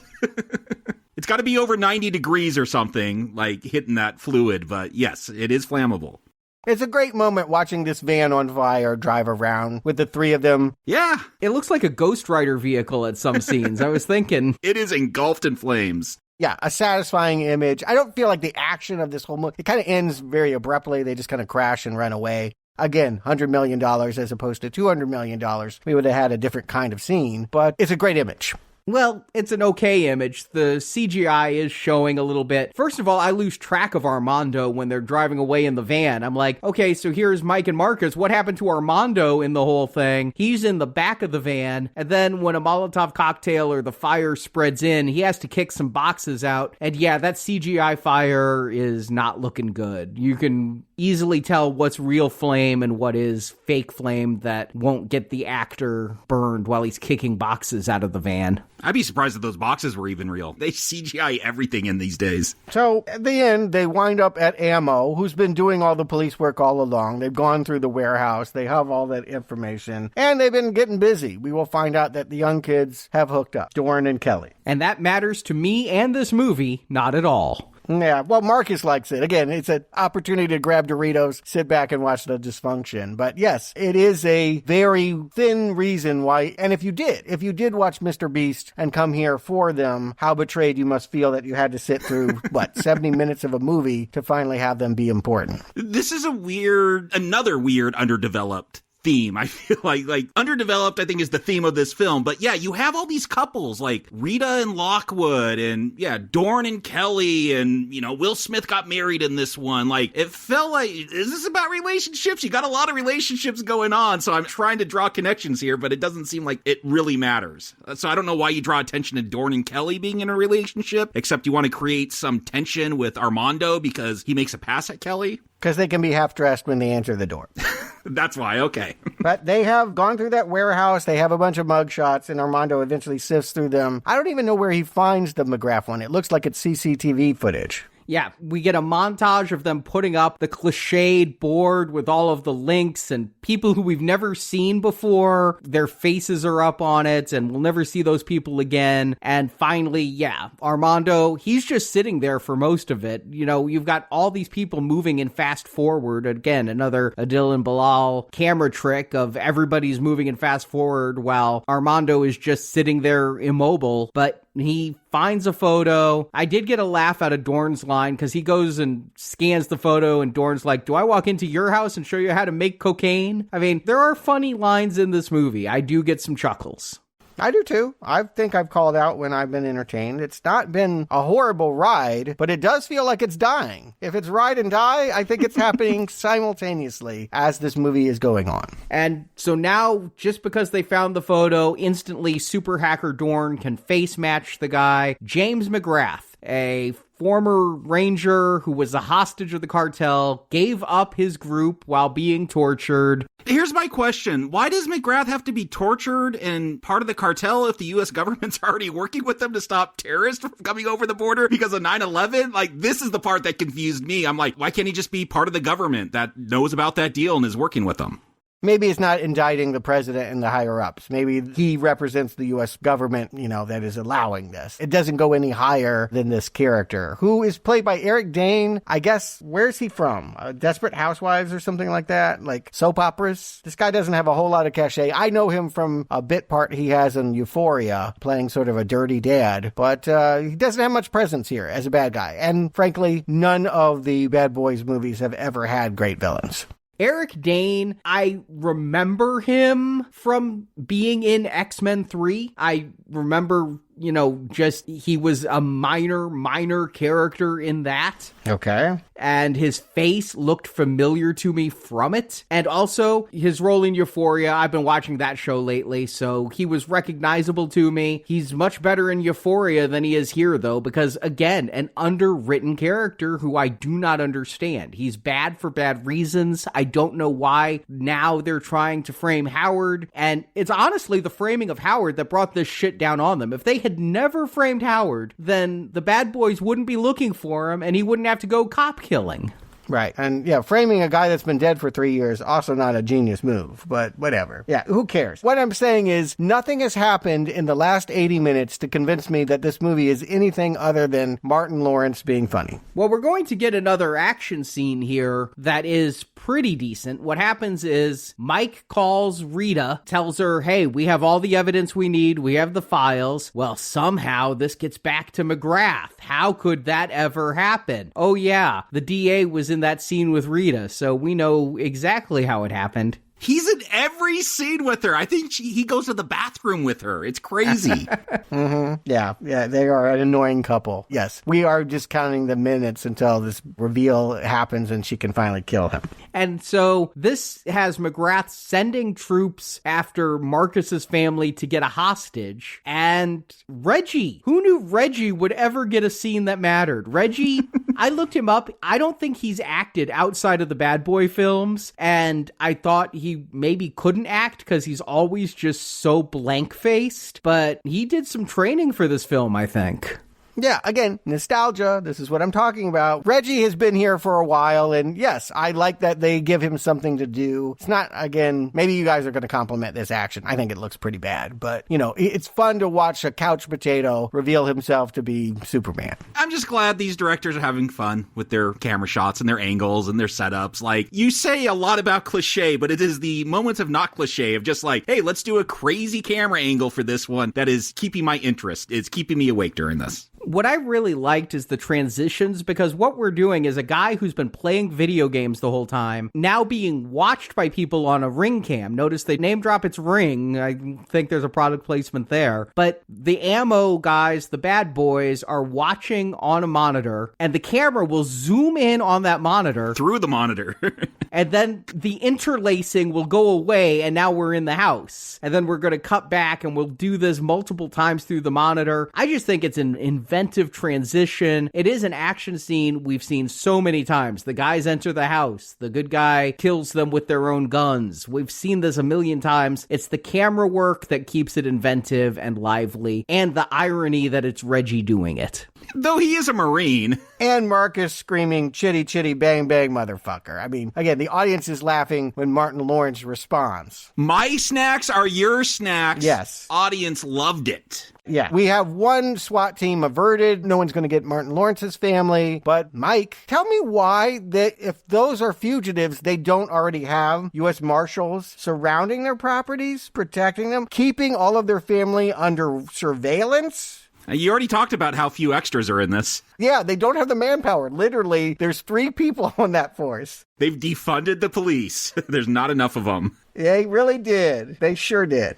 And in a really weird connection, Callie, who is Captain Howard's granddaughter, Judy's daughter, goes to visit Christine, who is Mike's new wife. Are they neighbors? Are they close friends? I mean, Judy seems to hate Mike. And yet, there's a framed photo of them all together, so... Yeah, she's going to remember their connection when she sees that picture. I don't know. Yeah, it's awful. It is really poorly written. Yeah. Anyway, we have to have damsels in distress, and now we got 2 of them. Christine and this chick means that we can get to the climax now. That Rita will expose her lawyer boyfriend for who he is in the elevator fight, and everyone can strategize how to wrap this all up. Yeah, that's a pretty brutal fight when the DA starts really hitting Rita hard. I was like, man, that's brutal. And it's Kelly. This is her moment. Kelly gets in there and gets the DA in a headlock. You'd think it'd be Dorn because he has all the muscles, but Kelly's the tough one. And they give him a little bit extra. Rita has a revenge moment of getting him talking. Did we ever matter? Well, it doesn't matter to Rita, but they have a computer voice simulator, and they get Grafad talking just long enough so that Will Smith can call and tell McGrath, meet us. How do they even know that he's at a alligator amusement park in the Florida swamps? I assume Lockwood told them when they tied him up. Okay. Why are they there? Why would you move into a giant alligator farm? That's been his base since the very beginning of this movie. Yeah. It's just his James Bond evil base, is that there've been alligators in the background the whole time and everything. You never watched like cartoons? Like, yeah, the villains always got a cool base like this, some abandoned amusement park. I don't think of Bad Boys having great villains with secret layers like that. Yes, James Bond, absolutely. I get the reference. This movie, yeah, it just felt really bizarre. I know why they did it, because it's fun to watch giant prop alligators and real alligators attack people, but yeah, as logical as everything else in this movie, that we're all storming a swamp. Yeah, I don't know why this is a complaint that we're going to find a way to introduce alligators into the film. Yeah, I'm not complaining about that. I just think that it's a silly layer. And so I didn't quite, on 2 viewings, understand what's going on with this deep-faked voice message. First of all, if this deep-fake technology exists, I'm pretty sure all 3 of us have talked enough that we don't need to review movies anymore. We can just deep-fake our voices. Oh, can we get this, please? Yes. In time for Bad Boys 5? Yes. I'll just send you, a text file of what I would say. But then I guess the whole thing is Lockwood tells McGrath, you fucked up. We have to get the hostages to Cuba. I'm going to show up on a plane tomorrow to take you and the hostages. And I do love this. Mike gives this big speech. There's nobody I can trust who's not standing right here. No SWAT, no backup, just us. And this guy who we need to pilot the plane who we have no idea who he is. And Judy will somehow know that they're all doing this and storm the place at the end, too. I don't know why she's involved. But let's go to Gatorville, because that's where the quote-unquote action all happens. This is where the terrible choice is going to happen, where Will Smith's panic attacks get addressed, where Martin Lawrence's God complex gets undone. This is the climax of this film. And Mike has a panic attack when he's supposed to be the sniper. He has McGrath in his sights, I think. I'm not a sniper. It seems like a risky shot because Christine's head is pretty close to McGrath's head all the time. It wouldn't take much of a sway for that to switch, but I think Mike had the shot, but his panic attack won't let him take the shot. What was the plan? So Armando sneaks in, he's like under the dock, and there's more than just McGrath. There's like a bunch of guys. So you shoot McGrath, I assume they shoot the hostages. Was Armando supposed to like somehow hurry and rescue them? There wasn't that many. There's like 2 guys on the roof. Again, there's barely any extras in this movie, but I get your point. They all have positions. You come in from the left, you be under the dock, you be on the road, but how they were actually going to handle getting the hostages, I think the hostages were just supposed to be allowed on the plane. It got screwed up because Mike couldn't take the shot. Well, but the women also needed to be in the plane before any gunfire happened, right? No, he was supposed to take the shot while they were walking them out. No, they were just going to kill McGrath. But you're right. So that's a terrible plan. Yeah, that's what I'm saying. What was the plan? So those women had no prayer. They were doomed.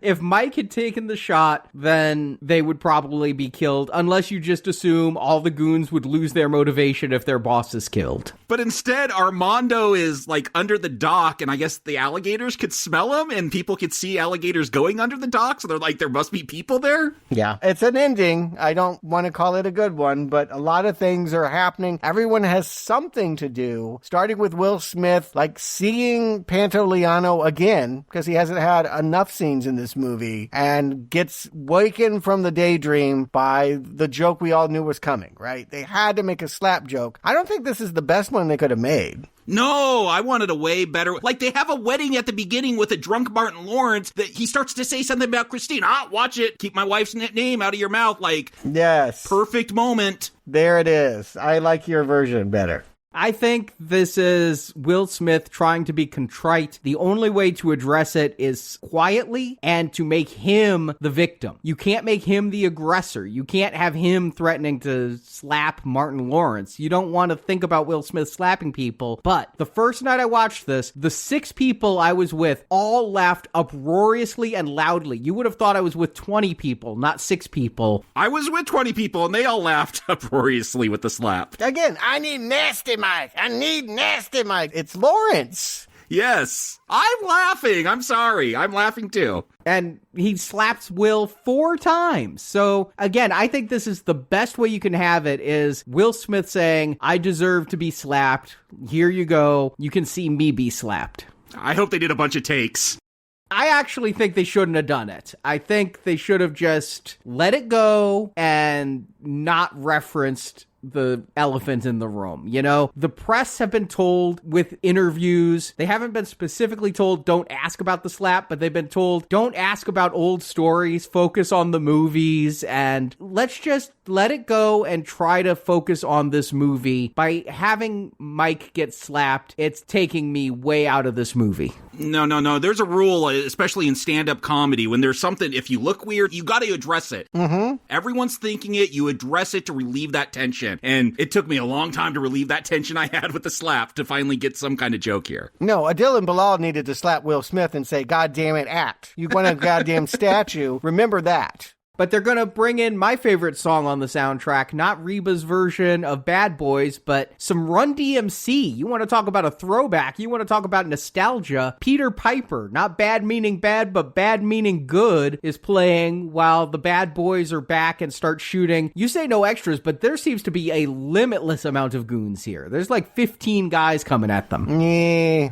It's like the same three guys just shot from different angles. Yeah, I'm standing by that. If we could pause and show it, there's not that many people at this alligator farm. It's mostly trick shots. They all get shot 17 times, though. Yeah.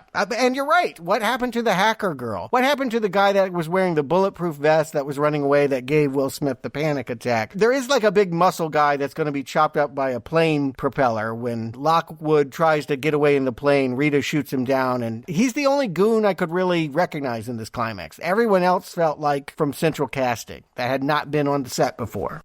Yeah. And Rita shoots down that plane because Lockwood is escaping. Again, does nobody care about this poor pilot on this plane? She No. shoots down the plane to kill Lockwood and the pilot. Do you care? It is kind of funny. Yes, it really is just bugging me that, couldn't Armando fly the plane? He's a drug dealer. Right. I'm with you. Yeah, it could only be us and some old man that belongs on a sitcom from the 80s. I agree. Very strange.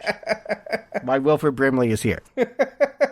I just thought it was funny because in the last film, they had a helicopter crash into the building at the climax. This time they got a plane. Look, it's an alligator farm. We're all waiting for it. And eventually, Martin Lawrence is going to do it. He's going to fall through glass, wind up in the tank, try to, be gone, gator, I rebuke you. It's not his time.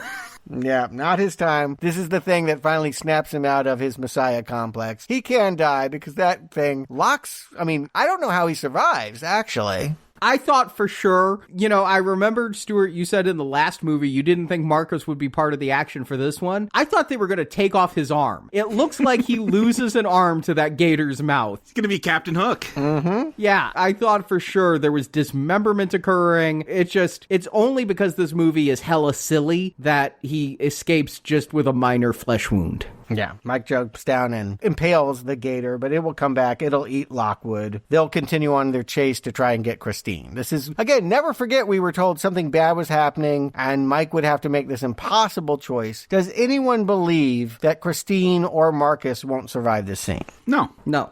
He's going to shoot Marcus and move on. I never expected that they would rip off Speed. I know! I couldn't believe it that they took Keanu Reeves' suggestion of shoot the hostage. That was all that was going through my mind as Mike shoots Marcus there and then shoots McGrath. I was also thinking about Argyle because we just talked about it last week. But yes, I don't ever want to think about that. it's a cliche. It isn't particularly inventive how they get out of this supposed trap of he's going to have to kill one of them to save the other. It would be interesting if they had actually made that a choice in Mike's life. And I'm not saying really kill one of them, but if he had to, I don't know. Again, I think everything I'm saying is I wish Will Smith had done something dramatically interesting in this movie. I wish they'd written something for him to do. Would we have shed a tear if poor Christina died? No. Nope, not at all. And meanwhile, I mean, I thought the choice might be Christine or Callie, because Callie is also a hostage here. Yeah. Mike sends Armando to save her, and we get some knife fight action, which, again, I'll use the C word, competent. Yeah, but I mean, we also where this was going. So if Judy's rushing to the scene, picking up bloody friendship bracelets and trying to find her daughter, we all know that Armando's going to save the daughter so that she can't kill the guy that she told us in Act 1 she was going to kill. I thought Armando was dead. He gets stabbed so many times it looked like to me and like is bleeding a bunch. I thought, oh, you want your dramatic scene, Stuart? Here it is, the death scene with father and son. I thought that was coming. It's worth asking. I know that this movie's too light for it. Dorn also gets shot. But shouldn't someone have died of consequence? Don't you do something dramatic to make a twist? Otherwise, it just feels like a Bad Boys movie. An episode of a TV show. A Fast and Furious movie? No, the people die in that. Well, and then they come back as yeah, exactly. friends in the next one. But, I mean, they at least kill them in the movie. You know what I mean? And here, no stakes. I agree that somebody probably should have died. I don't know who. I don't know when. Armando seems like dead weight that they should shed in this movie so they don't have to worry about him in other movies. They're sending him south. Yeah, instead, Mike is going to help Captain Howard's murderer, a wanted fugitive, escape. Now, Mike, I get it's his son, but at the end of the last movie, we saw a Mike who's like, I'm going to try to help you, but you're going to have to pay your debt. You've done a lot of bad things. Now this Mike is like, take a boat and head south.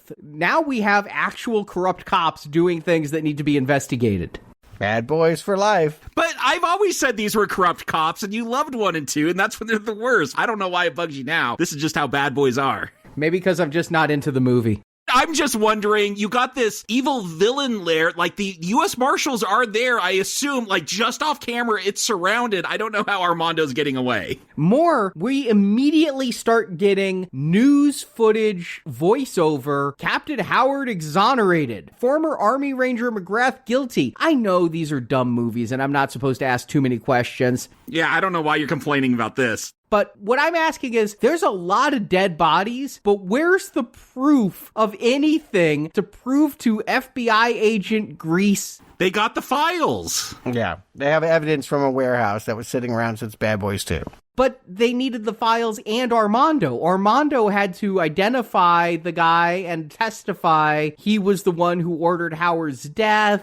You saw that whole board they put up with the conspiracy strings connecting everyone? They got pictures of them. They got the evidence. I am so not worried. I don't need this to go on any longer and, be logical all of a sudden. No, I wanted it to have been logical from the start, and that it ends on the biggest illogical moment. It's just frustrating me because, believe it or not, Bad Boys has had better writing than this. I am disappointed in this writing, even for a Bad Boys film. Yeah, part 3 was better. Yeah. And you say this is where it ends. I feel like it is the end of the movie, and what we get next should have been an end credit stinger. There is no end credit stinger. They've decided to put it right here at the end, and we have another sketch about which of the two is going to control the grill on a public park, and the winner is Reggie, because he's kind of creepy. And all I could think of is, bad boys, what you gonna do? What you gonna do at the barbecue? That's all I could get. And you know what? I was happy with the way this turned out because I was so upset with how they were treating Reggie. That dude just saved your entire family. You give him the grill. Like, he is a hero, and he finally gets the grill. But I was actually upset. I'm like, you cannot play him off anymore after that action scene.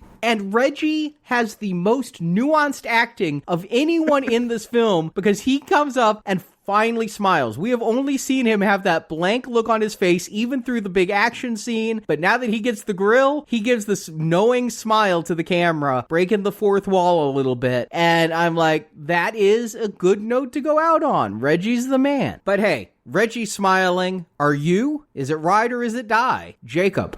I mean, it's a ride, but there's some potholes along the way. Like, that is not a smooth road. It needs some work done on it for sure. But I like the trip going along the way. Again, this is a mess of a film. It's going to change, like, references every couple of scenes, and I'm never really sure, like, what the through line is. Is this a body switch movie where Marcus is becoming Mike and Mike is learning how to become a family man?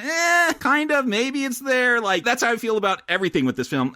Kind of. Maybe that's what they were going for. But at the end of the day, like, I like seeing that car on fire drive around. Pretty good scene in that copter where they're trying to save Armando. At the end, big battle scene, it's not that big. It's pretty limited, but there's an albino alligator. And look, Martin Lawrence made me laugh throughout this film. Like, he gave me a good time. He entertained. So I've never been a big Bad Boys fan. I didn't like this until part 3 where, it was about the bad boys learning that maybe they have some things to learn. And this feels like a bunch of dad jokes, but I like Martin Lawrence telling dad jokes. Maybe I should go back and watch his sitcom. Maybe it still holds up. I don't know, but he is the reason to see this. People saying comedies are dead in the theaters. Well, here's one, like, again, maybe not the greatest action film, but pretty good comedy. Like, I'm going to give this one a mild recommend. It was a good time.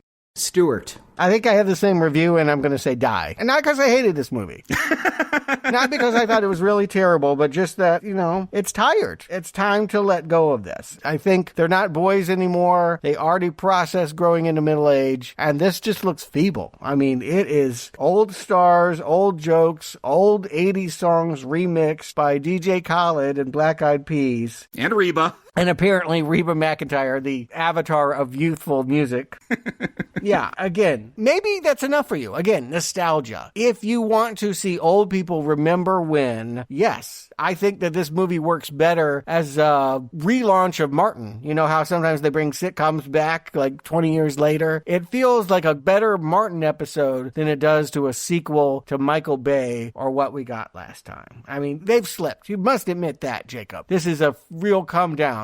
No, it's not as good as 3, but 3 is the only one that I've liked. Yes, and it's the only one I like. This is a come down from where they were. They decided to turn their back on all their ideas about how to expand this and give new characters meaning, and it just ends up being a Martin Lawrence stand-up act with Will Smith kind of giving an assist every now and then. Smith had more to gain from this, and I'm just shocked that he didn't want to charm, that he did not want to have chemistry with his wife, that his whole storyline here is lesser than Joe Pantoliano's. And again, I'm with Armando.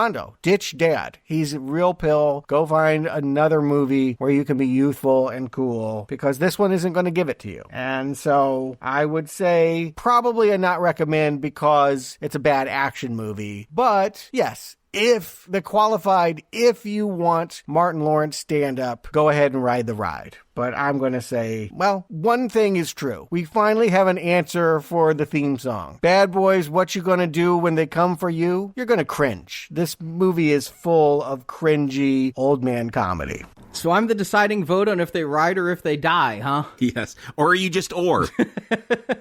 Maybe I am because when I walked out of this movie the first time, I knew I was disappointed, but I kind of had a shrug of whatever, because I did laugh at some of the stuff, both Will Smith and Martin Lawrence. Will Smith's always been the straight man and Martin Lawrence the wacky one, but their interplay, the scenes, I do think the funniest ones are probably in the trailer, other than when Mike's a donkey or Mike's gonna be a pair of shoes and Martin's gonna step in some funky shit. But I really had a lot of problems with characters, with motivation, and my feeling the first time is that this movie had too many characters and none of them were given anything to do. We had Dorn, we had Kelly, we had Rita, we had Armando, and then on the bad guy side we had McGrath, we had Lockwood. I'm just trying to figure out what everybody is doing, and I'm not getting a hold on anybody's arcs or threads, and really a lot of them are just paper thin. And Captain Howard was paper thin too, let's not forget, but that's fine because he was just the chief at the office there to yell at the bad boys. And now we have people who are supposed to be partners and are in on this plot, and I just don't get it. And so coming in a second time and watching it did make me realize that not only are the characters paper thin, but the action is pretty anemic too. If you want a Bad Boys film from Michael Bay, you are not going to get it here. It even pales compared to Bad Boys 3, which doesn't make any sense, but it is what it is. So yeah, it had a few chuckles, but overall, I found the film, especially on a second viewing, to be dull. The characters were uninteresting. The character arcs were thin. Nothing enthralled me in this film, and a lot pissed me off. I was actually actively angry at some of the writing of this movie. And I wasn't entirely surprised to find out that one of the writers on this, Will Beall, wrote Aquaman and is credited for Zack Snyder's Justice League. Guy's a messy writer. He brought a mess here. I'm going to say die for Bad Boys 4. And maybe it's the anti-Star Trek. Maybe the odd-numbered bad boys are the good ones and the even-numbered bad boys are the missteps. No, the non-Michael Bay ones are the good ones. Yeah, well, that's the question. I'm really most curious about Arnie. So is this the worst one for you, or is 2 the stinker still? 2 is still the stinker, especially on rewatching it. But you know what? 2 had better action. I've got to give it that. With the cars and everything on the highway. I agree. 2 has much better action, but these two are in a race for the bottom. But I'd say this one is kind of a weaker not recommend. But I gave them both 2.5 stars on Letterboxd. They're both right there in the I don't hate them, but I don't recommend them level. 3's the only one I recommend. 1 is just formula. You know, I didn't care for it. 4 is stale formula. It's like watching older people do that same movie, remake it. And then 2 is just, uncut basiness that you'll OD on. Easily the worst. But again, I didn't hate this movie, but it really does let you down. And again, you're only going to like it. You're only going to take that ride for Martin Lawrence, which is such a strange thing since I had considered him dead weight after the 3rd movie. I'm not sure there's a lot of Martin Lawrence fans. I don't know if there are Will Smith fans. I'm sure there are, but I don't know how many dropped him post-slap. But Martin Lawrence hasn't had a whole lot of glory days lately. No. So I don't know if there's a huge Martin fan base out there. No, that's what surprised me. Like, who is Martin Lawrence in 2024? He can still tell jokes. Mm-hmm. Apparently. He might get a Black Knight 2 out of it, maybe on Netflix. Big Mama House 4 or something, yeah. There you go. There's a series we haven't done yet. So that is it for the Bad Boys. Next week, we've got another couple of B's, A Bag of Bones. We're going back to the Stephen King retrospective. There's something that never lets me down. You should have enjoyed this movie while you can still enjoy movies, because, yeah, Stephen King has not been that. And Friday, we get Crow 4. I'm also going to love. Ooh, see, you guys should have really appreciated this more.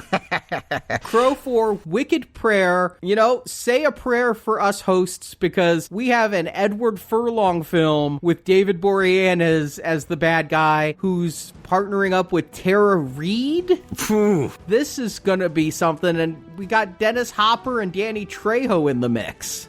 If this film kills me, I think I'll get to come back and get my revenge on the directors. That's how Crow mythology works, right? Well, if I don't have much hope for the future, I can at least give a shout out to the people that have supported us and keep showing up for us to listen to us hate on these movies. Yes, thank you to our patrons of $50 or more on Patreon who just incredible support. We thank you so much. Yeah, all these people are on my ride list. I want to thank Mark G, A.T. White, Nath Williams, Lucas Dosher, Lee Addison, Rihanna Rail, Lee Drag, Jeff Gannon, Jeffrey Gadrew, Joshua Klein, Martin D. Hibbets, Alexis, Mike Patterson, and Greg LaTour Yates. Don't forget about A. Nick Hosick, Jeremy Mills, Sean O'Keefe, Zachary Mordo, Eileen Rivero, Michael Windsor, Chris Hargrave, Tim Welsh, Lucy Rodriguez, Gerard Lavelle, and John M. McKittrick. And I'm going to shout out to my ride or dies, Timothy Graham, Simon Brennan, Alejandro Avila, Dale Winters, Tom Ward, Sean Burgess, Julian Lewis, Waji Bader, Kent Lyons, Andrew Doran, Trevor Harrison, Sean Williams, and Jeff Wade. Thank you all so much. And we hope you're enjoying all those bonus shows on Friday, including this Friday's Crow 4. So thank you for your support of Now Playing. You guys keep us riding. Without the support of donors and patrons, we would die. Thank you for listening to Now Playing. Jacob Stewart, thank you for joining me. As we ride together, we die together. Now Playing for life.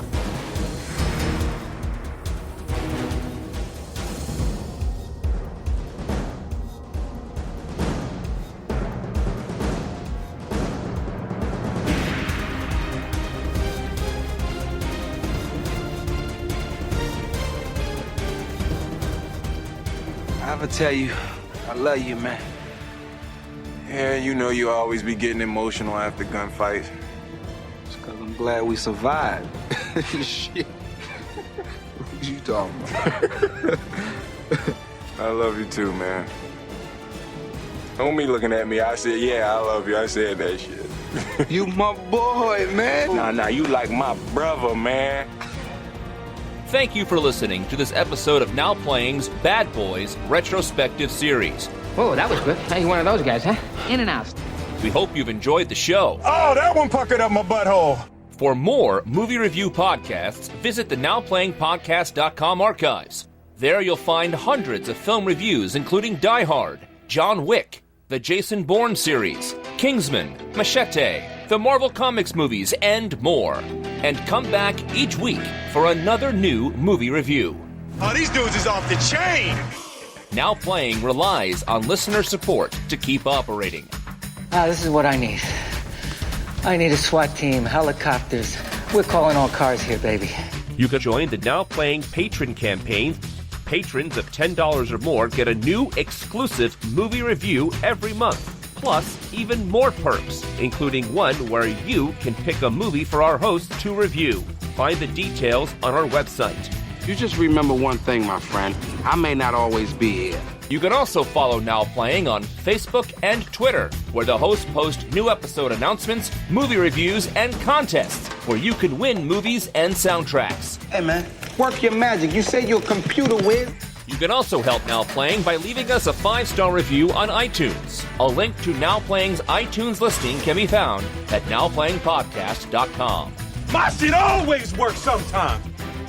Now Playing Podcast is produced and edited by Arnie Carvalho. Whoa! I am way too unstable for that bullshit. Stop all the goddamn movement. Everybody stop moving.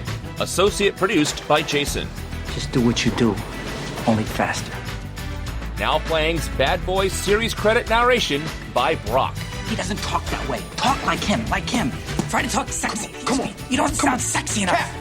The Bad Boys films, all audio clips, and music used are the property of their respective copyright holders, and no infringement is intended. This podcast has not been prepared, approved, or licensed by any entity that created or produced the well-known Bad Boys films. Now Playing is an independent movie review podcast with no affiliation with any company involved in the publishing, creating, or distribution of that film series. I'm not trying to lose my job on this one. The opinions expressed in Now Playing are those of the individual hosts and may not reflect the opinion of Venganza Media Incorporated. You got the right to remain silent. Anything you say can will be used against you in a court of law. Yo, man, what the fuck is you doing?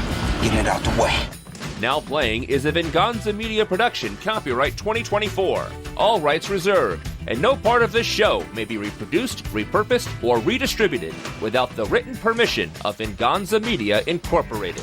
Dog, this is what we do.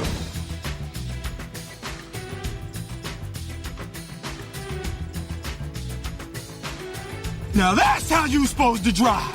From now on, that's how you drive.